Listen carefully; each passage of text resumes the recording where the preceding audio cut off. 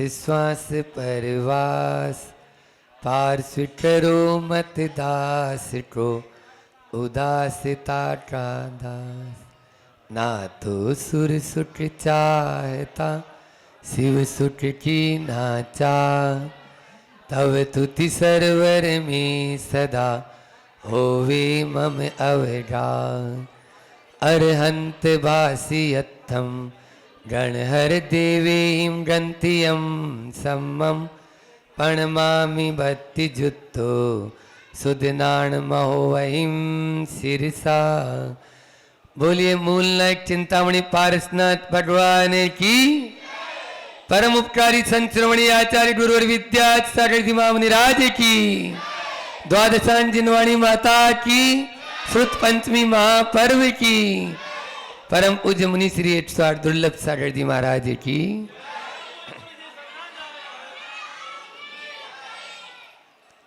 बाजना वालों का खूब सौभाग्य है कि मौसम भी उनको इस अवसर पर अपनी छाया भेजकर बधाई प्रकट कर रहा है।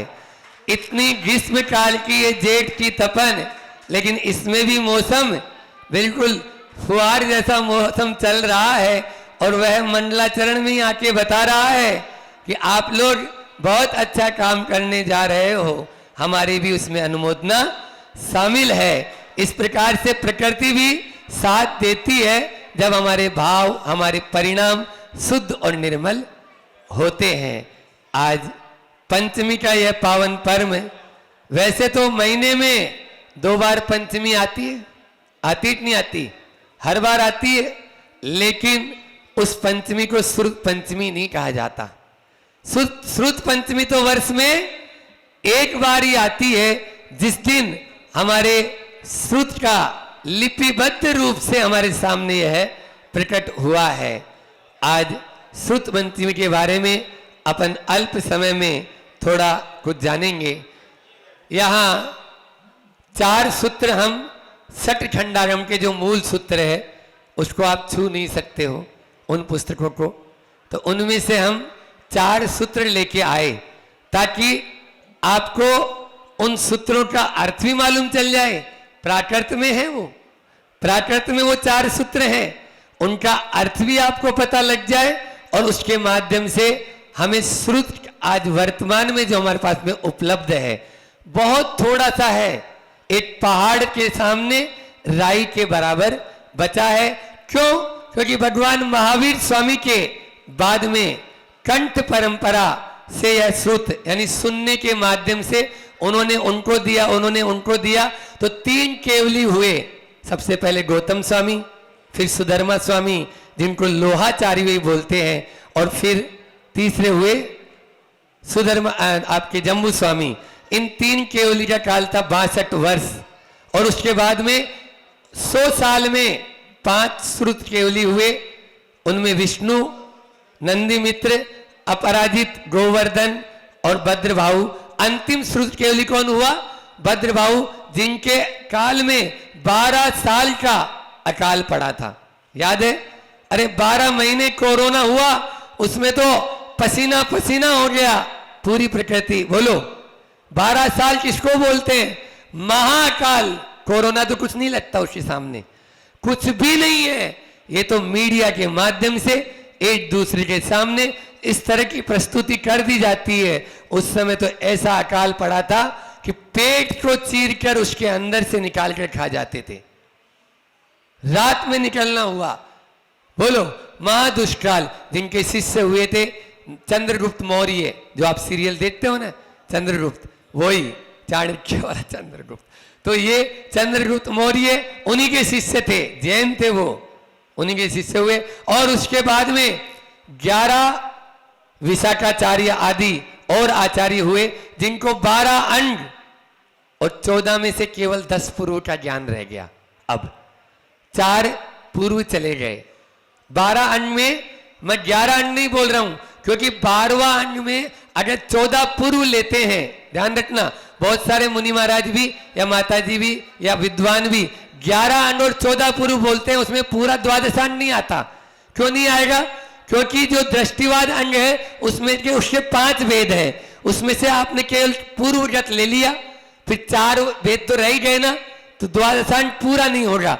इसलिए 12 अंग और 14 पुरु का ज्ञान चल रहा था। लेकिन विशाखाचार्य आदि जो 11 आचार्य हुए, उन तक आते आते 12 अंग और 14 में से 10 पुरु रह गए। फिर 5 आचार्य नक्षत्र आदि आचार्य जो हुए, उनमें 12 अंग और 14 पुरु का ज्ञान तो था, लेकिन वो 8 देश रह गया। कितना रह गया? 8 देश। उसके बाद में धरसेन एक आचार्य हुए, वो 683 वर्ष भगवान महावीर स्वामी से 683 वर्ष बाद जो धरसेन आचार्य हुए, उनके सामने केवल मात्र 8 देश अंश ज्ञान था उनको, और वो भी सुनने से चल रहा था, कंठ परंपरा से चल रहा था। एक दिन उनको रात्रि में स्वप्न आया, और अंतिम पहर में जो वाक्य बोला वो आप लोगों को बोलना है मेरे साथ में, ठीक है? पहले मैं बोलूंगा, फिर आप बोलेंगे। ये सठ खंडागम का सूत्र वाक्य है। जय हो सुयो देवता। क्या आया? जय हो सुयो, आप लोग भी बोलो, जय हो सुयो देवता। हाँ, जय हो श्रुत देवता। श्रुत देवता आपकी जय हो। मुनि महाराज रात्रि में तो बोलते नहीं है, हालांकि अंतिम पहर था। स्वप्न के बाद में उनको आया कि 2 युवा बैल आ रहे हैं मेरे पास में, और अब जो ये श्रुत परंपरा है अब विच्छेद हो जाएगी, अब एक दूसरे के माध्यम से नहीं चल पाएगी। मुझे अपना ज्ञान ऐसे शिष्यों को देना है जो इसको लिपिबद्ध कर दे, लिख डाले, ताकि अब आने वाली पीढ़ी उसको पढ़कर भी याद कर सके, अन्यथा ये ज्ञान रहने वाला नहीं है। और ऐसे ही उस समय वो थे आपके जिस नगर सौराष्ट्र के गिरनार में, ये जो विराजमान थे धरसेन आचार्य, जिसको अभी गिरिनगर पहले बोलते हैं, गिरिनयर आया है सठखंडागम में। तो गिरनार जी, गिरिनयर का मतलब गिरनार जी। गिरनार जी में कौन था? आचार्य धरसेन। और मुंबई जहां पर महिमा नगरी, वहां एक यति सम्मेलन होने वाला था, वो अरजबली आचार्य के नेतृत्व में हजारों मुनि महाराज वहां आने वाले थे। उन्होंने लिखकर वहां पर संकेत भिजवाया कि आप जो है हमें 2 शिष्य ऐसे दें जो प्रकांड विद्वान हो, मेधावी हो, एक बार कहने पर याद कर ले, ऐसे शिष्य हमको चाहिए। ऐसे शिष्य वहां से महिमा, जो अभी वहां पर नगरी है उसका नाम जतारा, जतारा नहीं है, सितारा नगरी।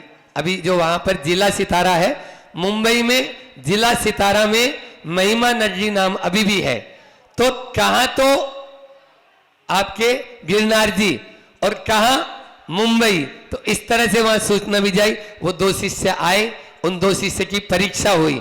अब बिना परीक्षा किसी को ज्ञान नहीं देते हैं।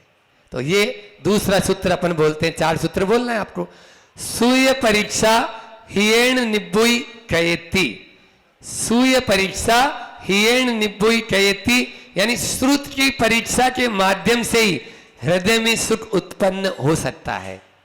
श्रुत की परीक्षा करने के बाद में ही हृदय में हियेण निब्बुई यानी सुख कयेति यानी करते हैं, वो सुख उत्पन्न करेगा। वो जो श्रुत है वो आपको, आप हर किसी को जिनवाणी बोल देते हो, ये तो अच्छा नहीं ना। कुछ भी हाथ में आया जिनवाणी, पत्रिका आई जिनवाणी, वो जनवाणी हो सकती है, जिनवाणी नहीं। हर किसी को जिनवाणी बोलने का यहाँ पर आपको अधिकार नहीं है। तो उनको परीक्षा करके उन्होंने मंत्र दिया। एक मंत्र हीनाक्षरी था, एक मंत्र हीनादिक था, और वो मंत्र सिद्ध करने के लिए 2 दिन का उपवास करो, उसके बाद मेरे पास आना, उन दोनों शिष्यों को। और वो मंत्र दे दिया। अब मंत्र के द्वारा देवियां प्रकट हुई। एक के दांत बाहर थे, एक आंख से काणी थी। अब देवियां तो ऐसी होती नहीं है, ऐसे कैसे हो गया? उन्होंने मंत्र सुधारा और फिर से आराधना की। अच्छी सुंदर परिरूप की स्वर्ग की देवियां उतर कर आ गई। समझ गए महाराज जी, ये मंत्र सही नहीं था, हमने इसको सही कर लिया। हम शॉर्ट में बता रहे हैं, कुछ समय कम है और 18-19 मिनट में अपनी पूरी बात को कहना है तो निश्चित रूप से थोड़ा फास्ट, हालांकि थोड़ा टाइम ज़्यादा हो जाए तो कोई बात नहीं, ड्रेस मार के चलता है अपने आप। तो इस प्रकार से तो वो अब जो है उन्होंने वो सूत्र तो वो जान गए कि ये वाक्य में सही है। और जो देवियां हुई तो उन्होंने बोला, उन्होंने पूरा ज्ञान दे दिया, और पूरा ज्ञान देने के बाद में बोला इसको लिपिबद्ध करो, और लिपिबद्ध कर दिया। और जिस दिन लिपिबद्ध किया वो दिन था श्रुत पंचमी का दिन था। वो दिन कौन सा था? श्रुत पंचमी का दिन।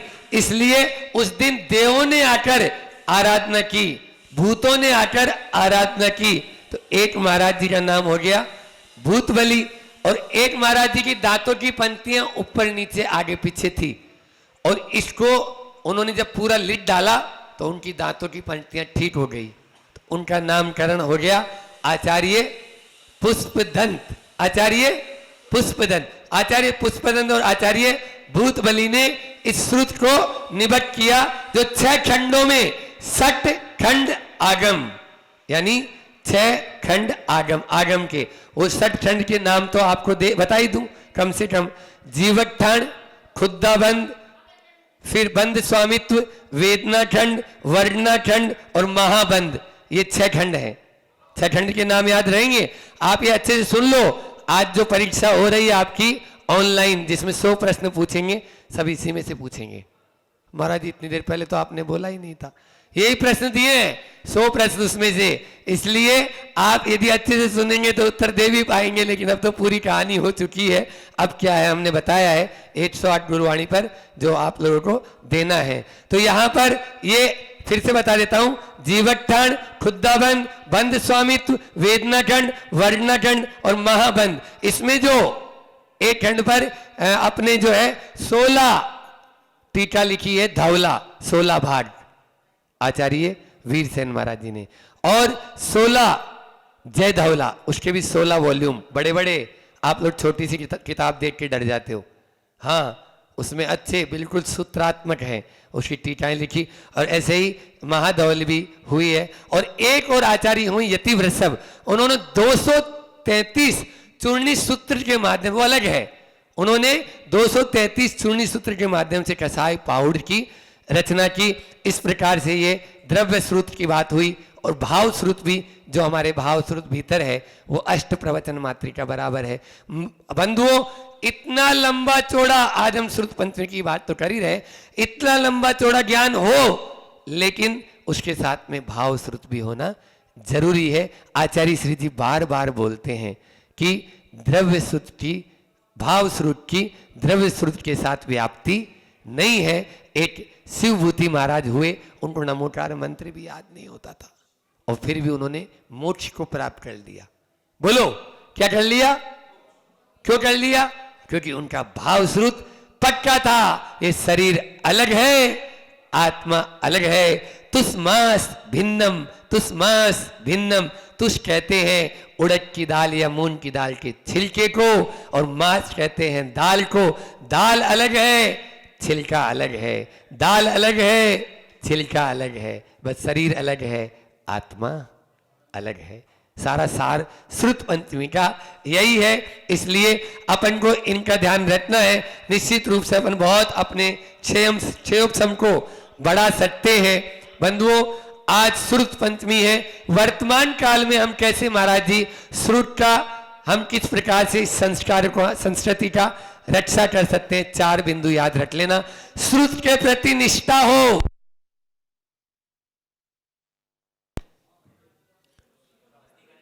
हाँ इन्वर्टर भी बोल गया। अब श्रुत के प्रति निष्ठा, विश्वास हो, और श्रुत की सेवा करना है, श्रुत का संरक्षण करना है, और श्रुत के प्रति हमें समर्पण होना है। 4 बातें कौन कौन सी बताई, बताओ, बोलो।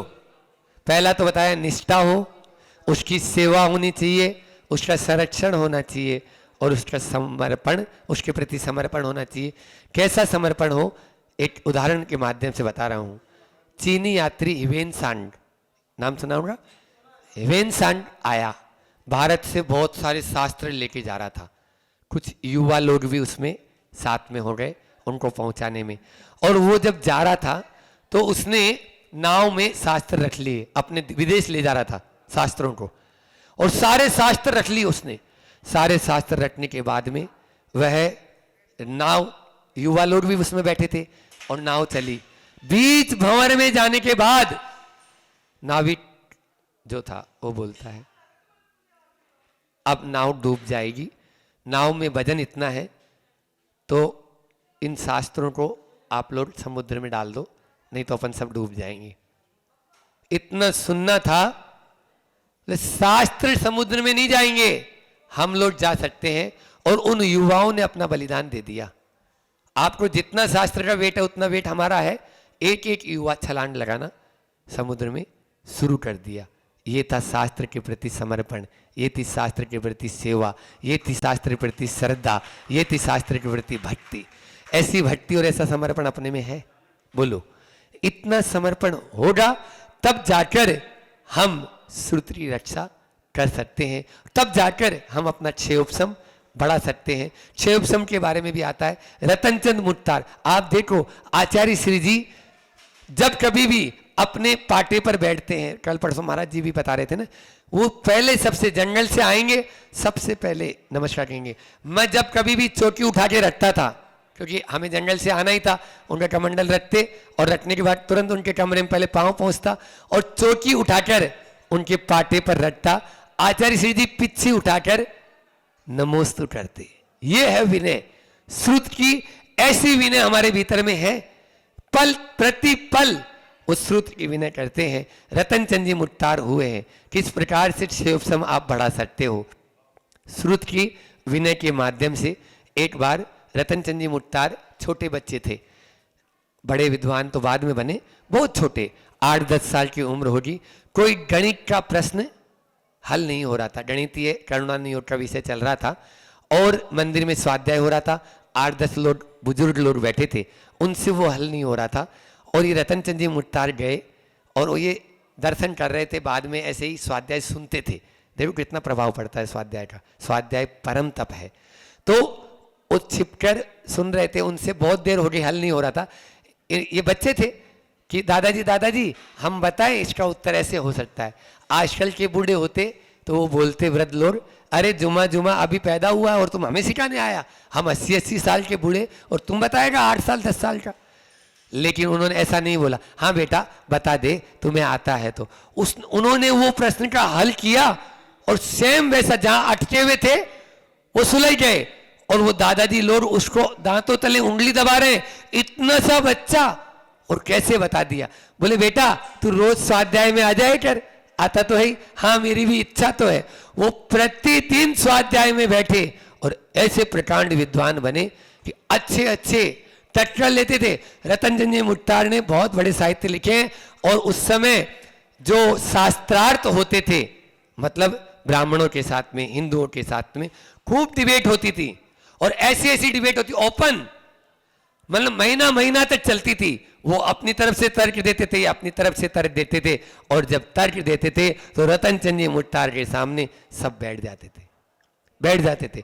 इतना क्षेयोपशम उनका तगड़ा हो गया। ये काय का प्रभाव? ये सब प्रभाव है केवल स्वाध्याय का और श्रुत की विनय का। मैं मानता हूं वर्तमान में आज बहुत फास्ट जमाना हो चुका है और हमारे पास में इतना समय नहीं है कि हम जिनवाणी के लिए, पूजा पाठ के लिए दें। कलकत्ता में एक बार ऐसे ही एक सज्जन ने प्रश्न किया शंका समाधान में प्रमाण सागर जी महाराज जी से कि महाराज जी हमारे पास तो समय रहता नहीं है, फैक्ट्री भी मेरी यहाँ से 25 किलोमीटर दूर है और मुझे सुबह 5 बजे निकलना पड़ता है, तब जाके मैं 9 बजे फैक्ट्री पहुँच पाता हूँ।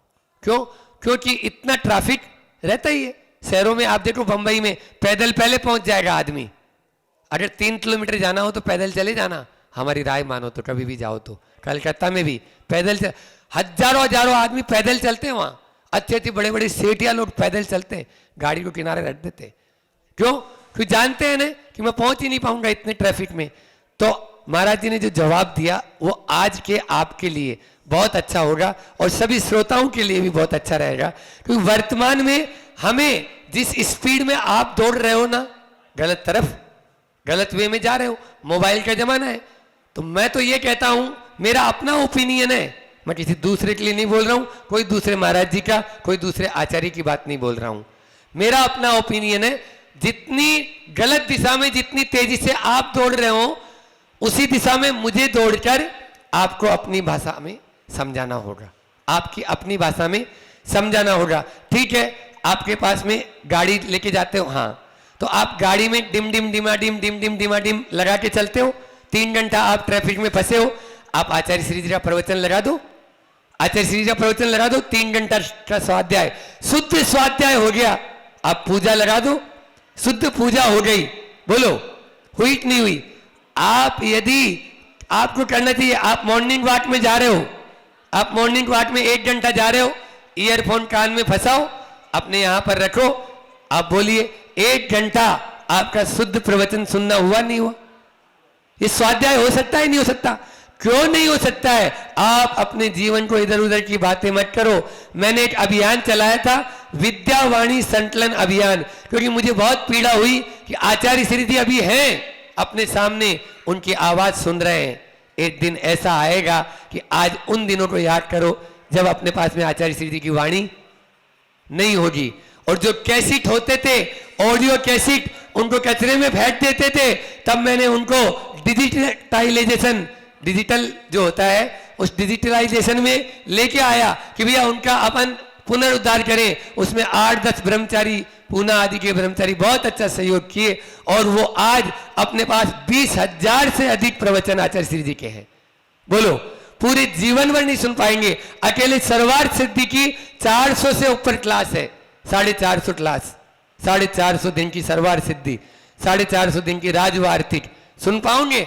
अरे ताउम्र लग जाएगी तो भी नहीं सुन पाओगे। आप सुनिए, ये स्वाध्याय कीजिए, आप मंदिर में लगाइए, आप अपने यहाँ पर एक टेलीविजन लगा लीजिए, उसमें आचार्य श्री जी को प्रतिदिन सुनिए। कौन मना कर रहा है? एक समय सीमा निर्धारित कर लीजिए। ये स्वाध्याय का शुद्ध रूप होगा और तीर्थंकर की देशना होगी। इस अभी वर्तमान में जो तीर्थंकर है, चलते फिरते तीर्थंकर है, उनकी देशना सुनने का लाभ आप ले पाएंगे। ये निश्चित रूप से करें। आज श्रुत पंचमी का अवसर है, तो मैं सबसे यही कहना चाहूंगा, इस अवसर पर अपन इन चीजों का लाभ ले, ताकि 108 गुरुवाणी इसमें बढ़ चढ़कर हिस्सा ले रही है। दिनेश जी गंगवाल जो मुंबई में है, वो अपना पूरा इसके लिए सर्वस्व न्योछावर करने के लिए समर्पित है। अभी जो प्रवचन भी चलते हैं हम लोगों के, वो भी उनके द्वारा प्रसारित हो रहे हैं। आप लोग चाह रहे हैं, मैं भी चाहता हूं सब प्रवचन सुने, लेकिन इसके लिए आगे आना होगा और इन तीर्थंकरों की, इन भगवंतों की, इन ऋषियों मुनियों की वाणी को सुरक्षित करके आगे पहुंचाने होगा। जब ही हमारा यह श्रुत पंचमी महापर्व मनाना सार्थक होगा। इतना ही रखते हैं। निश्चित रूप से हम लोग श्रुत की आराधना में लगे हैं, तो एक भजन है, वैसे पूरा बोला नहीं बोलेंगे, उसका मुठड़ा बोल देता हूं ताकि आप लोग समझ जाएंगे। भजन सागर जी कटनी में एक भजन सागर जी हुए, उनके द्वारा रचित यह भजन है, मुझे बहुत प्रिय है। ठीक है ना? कि द्वादशांग के घाटों में, बुंदेलखंडी में है कि द्वादशांग के घाटों में कौनों तो घाट पकड़ते, तो चतुर्गति की वैतरणी में बिना मौत ना मरते, तो चतुर्गति की वैतरणी में बिना मौत ना मरते। यानी द्वादशांग के जो घाट हैं, 12 घाटों में से कोई तो घाट अपन पकड़ लें, ताकि चतुर्गति का भ्रमण छूट जाए।